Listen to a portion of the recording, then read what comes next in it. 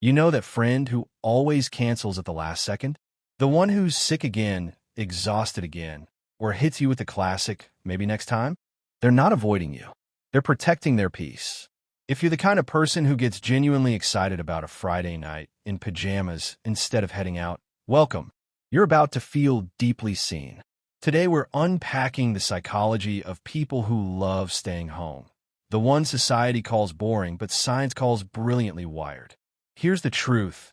Extroverts recharge in the noise, the movement, the energy of other people.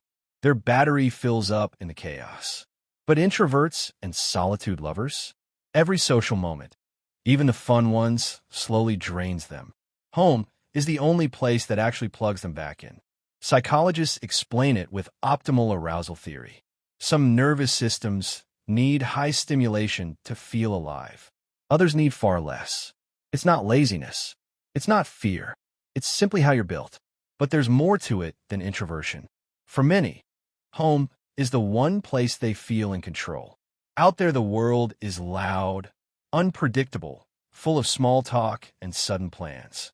Inside, you control the lights, the temperature, the soundtrack, the vibe. For highly sensitive people or anyone with anxiety, that control isn't a preference, it's survival. And here's what almost nobody says out loud. People who crave solitude are often more creative, more introspective, and better problem solvers. Some of the best ideas aren't born in crowded bars. They're born at 2 a.m. on the couch with a notebook or a quiet thought spiral. Society sells the fantasy. Go out, be seen, live loud. Influencers, party culture, you only live once. But what if your version of living your best life is a documentary, a bowl of soup, and absolutely zero obligations? That's not sad. That's self-aware.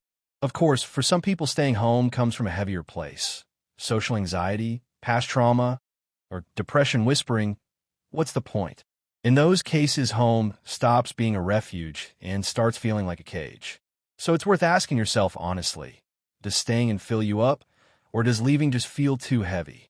One is peace, the other is hiding. But if you truly love staying home, you're not missing out on life. You're living it differently, on your own terms.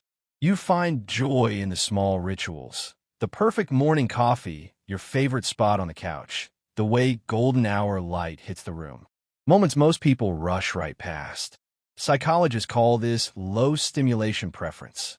Your inner world is rich enough. You don't need the outside world to entertain you.